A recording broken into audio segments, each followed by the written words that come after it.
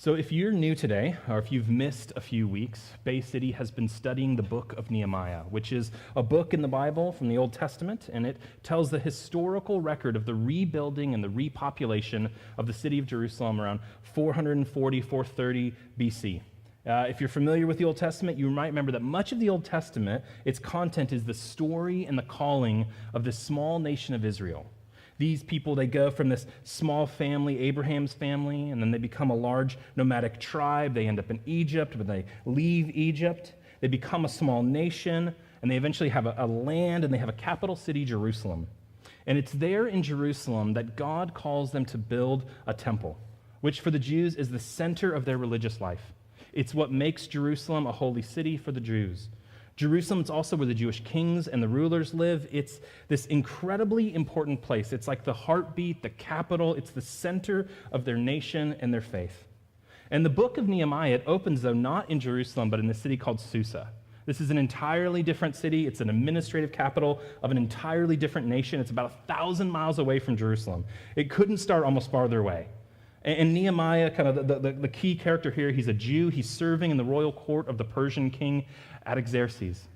And it's a bit of a complicated story how Nehemiah ends up in Susa, and I'm going to try to give it a bit of an abbreviated version, but essentially what happened is that decades before Nehemiah was even born, the Jewish people, his tribe, his family, his nation, they were in Israel and in Jerusalem, but they began giving themselves up to idolatry and to the worship of foreign gods. And God, he began to send prophets to the Jewish people to remind them of God's love for them and to warn them against the folly and the foolishness of worshiping false gods that would disappoint them. And most of these prophets, they were ignored or they were rejected. And eventually God, he allows the Jews to be conquered by the Babylonians. And he allows Jerusalem to be destroyed. And most of the Jewish people, they're forcefully taken captive. They're moved out of their nation to various places in the Babylonian Empire. I like what one writer describes this dynamic and this period. He says this. He says, Israel pursued the idols of nations. First, their hearts journeyed into the far country. In exile, the rest of them followed. They are a people without a home. They are a combination of slaves, of refugees, of immigrants, scattered in and amongst a foreign empire. It's a dark and a trying season of exile as the people of God, the Jewish people, face the consequences for their rebellion and their idolatry and their disobedience. But the book of Nehemiah opens, and God is beginning to call them home.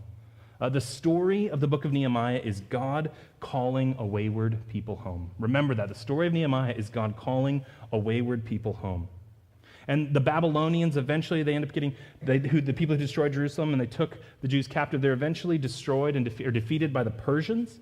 And the Persians, this whole different empire, and they allow the Jews to return home, which is where they will eventually rebuild the temple. If you've ever read the book of Ezra, that's what that story covers, and Ezra and Nehemiah are really closely linked if you're interested in any of that. But when Nehemiah begins, Jerusalem remains in ruins, particularly the walls of Jerusalem. The Jewish people, they don't want to live there because the walls are damaged and they have no protection from their enemies. And they have no functioning city center, and so they cannot truly rebuild their society and their country. And this is what God calls Nehemiah to change. This is the burden on his heart, to rebuild and repopulate the Jewish capital, Jerusalem. The people had been returning to Israel for decades, and now they had rebuilt the walls of Jerusalem as we move through the book of Nehemiah. But chapter 7, verse 4 says this. It says, the city was wide and large, but the people within it were few. No houses had been rebuilt. And that's kind of the context of where our text in Nehemiah 11 begins. People have returned home to the nation and the land of Israel, but they have yet to return to the city of Jerusalem. God has called this wayward people home to the land of Israel, and now he is calling some of them to make their home in the city of Jerusalem. And what's great about this text is that I believe God is doing something similar today. He is calling a diverse group of people spread out amongst nations to join together and to make this city our home. To live here in San Francisco as citizens of God's kingdom, living by his standards, living by his ethics to accomplish his mission for his glory.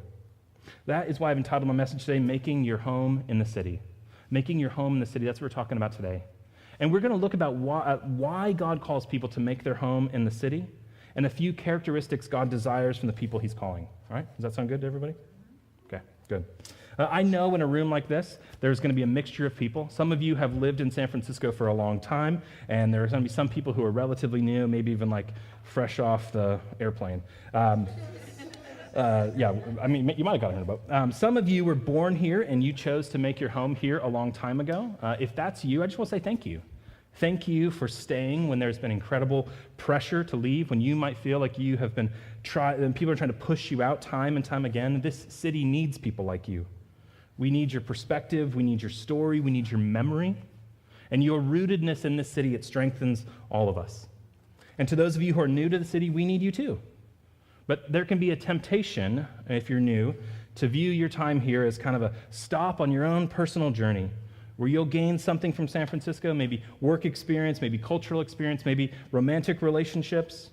And if you're not careful, what can happen is that your relationship with this city, the Bay Area, can become one where all you do is take. It can be one-sided and selfish. And when it's no longer worth it, or when it's too expensive, or when a better opportunity comes, you're gone. God calls you to more than that. For however long you're here, if you're like, I'm only going to be here for a year or 3 years or 5 years, God calls you to make your home here, to put down roots here for as long as you're here, to give back, to sacrifice, to do more than take. Friends, God is calling us together to make a home in this city. And ironically, I don't know if you guys have ever read these stats. I thought this was really interesting. This came out this year, and a lot of articles written about it. But whether you're here for a long time or you're new, many of us don't actually want to be here. It seems funny because there's so many people moving here. But statistically, the PR firm Edelman, it did this research data poll, and it revealed that 50% of Bay Area residents are considering moving out of San Francisco or the Bay Area because of the high cost of housing. And that number jumps to 66% for millennials, and it's 63% of parents with kids in their homes. That's crazy. 50 to 60% of your neighbors in this city are thinking of moving somewhere else because it's difficult to be here. And so in light of that statistic, the context we live, the book of Nehemiah might actually have something to teach us about how to persevere and make this city our home. Okay? Cool. So let's look at Nehemiah chapter 11, beginning in verse 1 again. If you have a Bible, you want to open it up. I think it's going to come up on the screen potentially. Nehemiah 11, verse 1. It says this again. Now the leaders of the people lived in Jerusalem, and the rest of the people cast lots to bring one out of 10 to live in Jerusalem, the holy city, while 9 out of 10 remained in the other towns. It seems like the people of Jerusalem, the people of Israel didn't want to live in Jerusalem. That's why they cast lots. If you're not familiar with casting lots, it's not something we do all the time here. It's kind of like a lottery system. And one of the common ways that they would do that was each family would kind of write their name on a rock, and they put these rocks in a bowl, and a person would like spin a bowl around their head, and the first rock that came out, that was like the winner, or like in this case, like the loser, like you have to move to Jerusalem. And this would have been done time and time again until 1 out of every 10 families had been chosen to leave their rural home or their small town and move into Jerusalem. And there were a number of reasons why this might have felt like a disappointment, why people might not have wanted to live in Jerusalem. This was, again, a pre-industrial economy, and much of a person's livelihood was attached to owning land and having flocks and agriculture. And so moving into a city likely meant giving up the financial stability of owning land and owning flocks. Additionally, they might have had a fear of safety, right? Until recently, Jerusalem didn't have any protected walls. It had been destroyed not that long ago. If you wanted to take over a nation at a time, you'd attack its major city, you would destroy it, you'd take it over, and then the surrounding areas would become a part of your nation. And so they know that just recently, our city had been a target. And they would have to trust that in these new walls that had been rebuilt, that they would be sufficient. If they were probably safer than living in the countryside. But if they weren't, then there was a risk they might die or become captives and attack again. And so they might have been afraid for their own safety. And finally, I wonder if there's just sort of a fear of change. Many of these people, they would have returned from exile. They would have established a life for themselves in their rural area or in their town. They would have had relationships, they would have had culture and rhythms and patterns of life. And now they're being asked to give those up for something different and something new. Their way of life was going to have to be different. It's going to have to change. The future they imagined for the kids, the high school they thought their kids were going to go to was going to be different. Their lives were going to change, and that might have caused some fear for them. And so you think about it, fear of financial loss, fear of safety, fear of change. Our context and our stories might be different, but our fears are the same. Is anybody here worried about the cost of your housing? Like I legitimately am. Is anyone afraid of the landlord raising the rent or selling the building? Anybody here worried about your family's safety? Just yesterday, we were at the beach, and my wife was telling me, oh, yeah, we were here last week, and one of the kids picked up a needle. And, you're nervous about that, right? Anyone nervous about having to talk to your black or brown son about what happens when they encounter the police? Anybody worried about change, that there won't be people like you in this city anymore? Are you afraid of the change that's happening all around us? Maybe our stories aren't that different than the people in the book of Nehemiah. The people of Israel, they had fears about making their home in this city, and so do we. And yet God, he is calling, he is asking some of us to make our home here together, to stay, to persevere, to overcome our fears, and to trust him with our future here.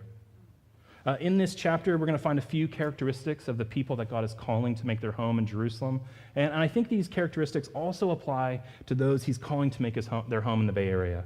And so I'm going to give you 3 things, very simple things that God desires from the people he is calling to make their home in the city. Here's the very first one. God desires a willing people. God desires a willing people. After the lots were cast to determine who was being chosen to live in Jerusalem, verse 2, it says this, the people blessed all the men who willingly offered to live in Jerusalem. It's kind of interesting. They have this lot casting, and then there's this blessing of those who went willingly. And it's not entirely clear what's happening. If the people who were chosen by casting lots were kind of given an opportunity to confirm or agree that they wanted to move to Jerusalem, or if there was like an additional group of people that was like, hey, we want to go. The text isn't super clear, but my hunch is that the people who were chosen by lots had the opportunity to kind of reject that lottery and stay where they were living. But many willingly agreed to follow and obey this calling. They accepted God's call to make their home in the city, and they trusted him with their future. They counted the cost of the sacrifices they would be making, and they chose to join this movement of people who would be making their home in the rebuilt Jerusalem. Was that a risky decision? Yes. Did it require sacrifice? Undoubtedly. But they joined this calling willingly. They chose to go. And why does that matter? Why does their willingness matter? Because when we choose to do something, we give up the right to complain. We give up the right to complain.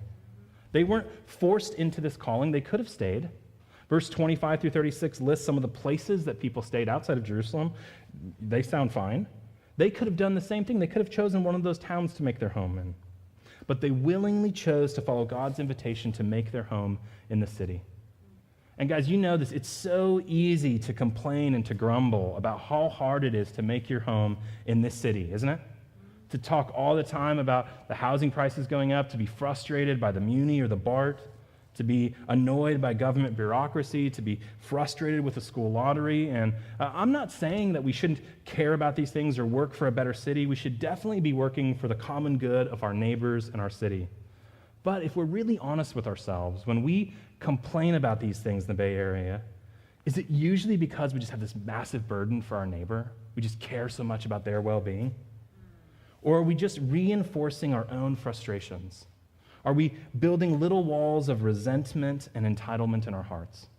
I know that sometimes what I'm doing, I have 5 kids. My oldest is 15. My youngest turned 5 this week. It's as crazy as you can imagine it. Like, you guys are like, this dude is insane. Yes, it's truly insane. I work a full-time ministry job, and I have a few part-time jobs on top of that I do so we can continue to afford to live here. It's not easy. I tell people all the time, if you're going to live in San Francisco, you're probably making a bad financial decision. Seriously, I'm not joking. Like, undoubtedly, there's another city you could move that would be cheaper, and some company would be excited for you to move there, or you would just save money on rent. It's a bad financial decision to be there, but our life is about more than finances, right? We feel called to be here, our family, and so we work hard. And studying this text genuinely was encouraging to me as a reminder that we do that willingly. We don't have to. We choose to, so I should stop complaining so much. And when we agree to follow God's call, whatever that is, right? Whatever that is, if that's making your home in San Francisco, if that's obeying God in your singleness, if that's committing to financial generosity, we do this willingly. God doesn't force us. And so we can't grumble. We shouldn't complain. We shouldn't mope around. We chose this life. If you are a believer, God called you and you willingly responded to that call. And we can't therefore resent the life that he provides for us and the life that he calls us to live. I don't know what that means for you specifically right now today. I really don't, but I think it means something. What has God called you to that you need to willingly and joyfully submit to him?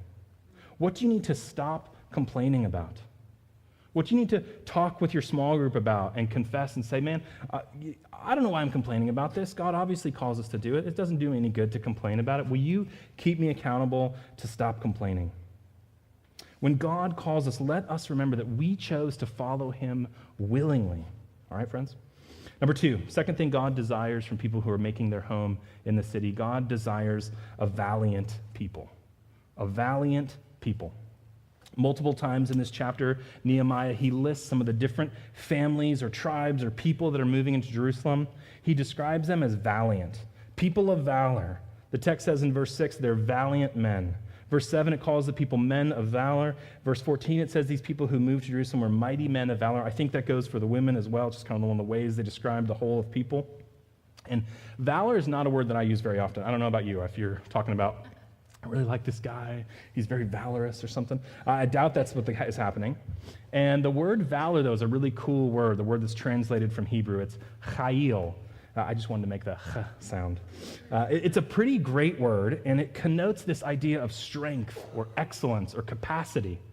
And these people who followed God and followed God's call to make their home in the city, they were capable, they were strong, they were able people. And they needed to be, because this wasn't an easy task. It required the strong, the valiant, the chayil kind of people.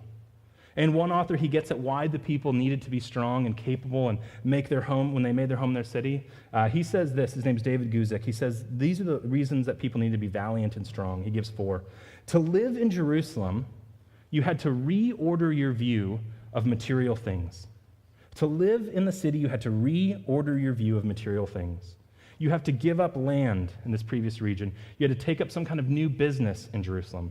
Second thing he says is this, to live in Jerusalem, you had to rearrange your social priorities. Hear that like this, to live in this city, you have to rearrange your social priorities. Certainly, this meant for the Jews leaving friends and family behind. It meant they had to make new neighbors, they had to forge new relationships. Third thing Guzik says is this, to live in Jerusalem, you had to have a mind to endure the problems in the city. Hear this for you. To live in the Bay Area, you have to have a mind to endure the problems in this city.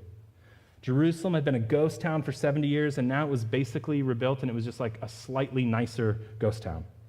It didn't look all that glorious. The city needed work. Their muni system was terrible. Okay?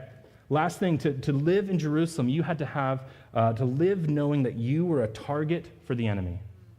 If you live in San Francisco, you have to know that you are a target for the enemy. There are strong walls built to protect you, but since Jerusalem was now this notable city with these rebuilt walls, that might actually attract stronger enemies. That old village life was nice, but not in much danger from enemies. And Jerusalem would represent sort of an escalation of the likelihood that they would be a target. We have to think of that as well as we live here. This was not an easy task. Making one's home in the city wasn't for the faint of heart.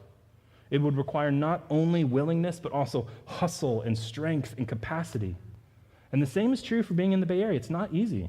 It's one of the things that I love and hate about this city, right? It keeps you on your toes. Most people have to work hard and to come here and to stay here. You have to have valor and strength. It forces the best out of you, but it can also just be exhausting as well, right? Our strength isn't enough. It has to come from somewhere other than ourselves. We need God's strength. We need his valor to accomplish this task. And friends, if you're here at Bay City starting this church, the first year of church, it requires the same thing to start a church. It requires strength, capacity, strong and capable people coming together, working hard, innovating, hustling, sacrificing together. Our family has been a part of helping start churches in Thailand and in Japan and here in San Francisco. And it is not an easy task. And so when God calls the people to start a new church, it's going to be difficult. It's like what they're doing, restarting this city. It's a challenging endeavor. And so we need strength and valor, and we need to depend on God for that. This past Friday is International Women's Day. So, props to the ladies. which is this chance to acknowledge and encourage the contributions of women in our society, to champion their strength and our society's need for their help and their contribution. And in the Bible, it has this tribute to women in Proverbs 31, if you might be familiar with it. It begins in verse 10. And this passage is specifically about a married woman, but I don't want you to get annoyed by that. There are many other great examples of single women in the Bible as well. But guess how this tribute to women opens? It says, an excellent, chayil, valiant wife. Let me read the whole thing. It's pretty long, but listen for the various ways this woman exhibits strength, valor, and excellence. An excellent, chayil wife, who can find? She is far more precious than jewels. The heart of her husband trusts in her, and he will have no lack of gain. She does him good and not harm all the days of her life. She seeks wool and flax and works with willing hands. She is like the ships of the merchant. She brings her food from afar. She rises while it is yet night and provides food for her household and portions for her maidens. She considers a field and buys it. With the fruit of her hands she plants a vineyard. She dresses herself with strength and makes her arms strong. She perceives that her merchandise is profitable. Her lamp does not go out at night. She puts her hands to the distaff, and her hands hold the spindle. She opens her hand to the poor and reaches out her hands to the needy. And she is not afraid of snow for her household, for all her household are clothed in scarlet. She makes bed coverings for herself. Her clothing is fine linen and purple. Her husband is known in the gates when he sits among the elders of the land. She makes linen garments and sells them. She delivers sashes to the merchant. Strength and dignity are her clothing, and she laughs at the time to come. She opens her mouth with wisdom, and teaching of kindness is on her tongue. She looks to the ways of her household and does not eat the bread of idleness. Her children rise up and call her blessed. Her husband also, and he praises her. Many women have done excellently, chayil, but you surpass them all. Charm is deceitful, and beauty is vain. But a woman who fears the Lord is to be praised. Give her the fruit of her hands, and let her works praise her in the gates. This is the kind of valiant women we need in our city, in this church, in businesses, and in homes. And ladies, your contribution and strength are critical as we seek to build the city God calls us to build. And men, likewise, we are to live with similar valor and strength together as we make our homes in this city. Okay, last thing God is looking for and desiring from a people who are trying to make their home in the city. Number 3, God desires a diverse people. God desires a diverse people. You notice the many names, the multiple tribes that are listed in Nehemiah chapter 11? They're people from all different families. They're people who will fulfill different roles. The text says that some will be priests, that some will serve in the temple, some will serve in governance, some will serve as gatekeepers. There will be artists and singers. Rebuilding Jerusalem is going to require a diverse group of people. They'll come from different backgrounds, and they'll bring different gifts to the table. And as they go and they make their homes in Jerusalem, this diverse group of people will need to come together. Most of them, they've probably been living among their family tribes, and now they would need to lay down their tribal identities and allegiances to join as co-citizens of this new city. And let me remind you that these neighbors, they need to learn how to be with people who are different. They have to overcome their biases and their differences to seek the good of one another. It's the same today. It's the same in this church. San Francisco is one of the most diverse cities in the world. People of all different kinds of backgrounds have and continue to make their home here. And Bay City Church has always envisioned itself to be and sought to be a diverse church. Again, for the third time today, let me remind you, this church desires to be a diverse family of people, dedicated to encountering Jesus, pursuing Jesus, and proclaiming Jesus. That's a specific calling. You can find other churches that are seeking to encounter, pursue, proclaim Jesus without seeking to be intentionally diverse. But God has called Bay City to intentional diversity. And I've been around diversity long enough to know that it requires patience and listening and sacrifice of our comfort by everybody.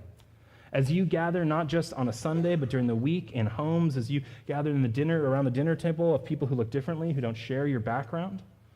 And as a church and as an individual, you don't have to accept this. You don't have to accept this calling. You have a choice.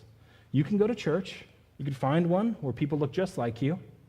But I think you'll miss out on the blessing of diversity, the blessing of living today in a community that will reflect what heaven will one day look like. The blessing of showing our world that what makes us different is not greater than what makes us the same. Sadly, our city is becoming less diverse. It's becoming ethnically, economically more homogenous. But wouldn't it be great if the churches in our city didn't follow that trend? That at places like Bay City or Redemption or Reality or Epic or Canvas or First Baptist or any number of churches, that these churches didn't follow the lead of our city towards displacement and cultural similarity, but we showed our city how radically different people can come together from different cultures in unity and common mission. What if that's the gift we gave this city? That's one of the blessings that you definitely get to be a part of at Bay City. And even though it's sometimes difficult, you are the better for it. And you're setting an example for other churches and for our city in this area, so thank you. Now, I want to wrap up with this question, this last question. Why is God calling people to make their home in the city? Why is God calling people to make their home in the city? God, he called the Jews to make their home in Jerusalem so they could join the movement and mission of God in restoring the city that was the center of Jewish life and culture. This is the city that God would eventually do his most central and important work. It's where Jesus would come and as a new kind of king, where he would die and 3 days later would rise again, he would resurrect. Jerusalem is where Jesus began a new kingdom that transcends political boundaries, that surpasses ethnic and national identities. It's from Jerusalem that Jesus sends his followers out, telling them to go and make disciples of all nations. That happens from this rebuilt city, the city that the people of Nehemiah rebuilt and repopulated. God, he's calling people to make their home in San Francisco and other cities of the world so they can participate in that same mission, in Jesus' mission. We live here as believers so that we can share with others in word and in action that Jesus' new kingdom is greater than any city they could live in. We make our home in this city so that we can point people to another one, so that we can tell people and be a part of telling people that there is a God who calls wayward people from all different parts of the world, from every different aspect of society, from every tongue, tribe, and nation to make their home with him. God's call to return to Jerusalem for the Jews in Nehemiah's day and his call for us to make a home in San Francisco are shadows and precursors of a final home, a new city that God will one day establish, a city where once wayward people return to live with him for all eternity. That's the vision of God. In Revelation chapter 21, it's the second to last chapter in the Bible, and the author describes a vision of this new city, this final home for the people of God. This is where God calls us to ultimately make our home with him. This is the city he's calling us to in the end. This is Revelation 21, verses 1 through 5. Then I saw a new heaven and a new earth. For the first heaven and the first earth had passed away, and the sea was no more. And I saw the holy city, New Jerusalem, coming down out of heaven from God, prepared as a bride adorned for her husband. And I heard a loud voice from the throne saying, "Behold, the dwelling place of God is with man. He will dwell with them, and they will be his people. And God himself will be with them as their God. He will wipe away every tear from their eyes, and death shall be no more. Neither shall there be mourning, nor crying, nor pain anymore, for the former things have passed away." And this is Jesus. He who was seated on the throne said, "Behold, I am making all things new." Friends, God is calling you to make your home in a city. And for now, that city is probably San Francisco, but God's ultimate calling is for you to make your home with him in this new, eternal city through willing faith in Jesus Christ. Let's pray.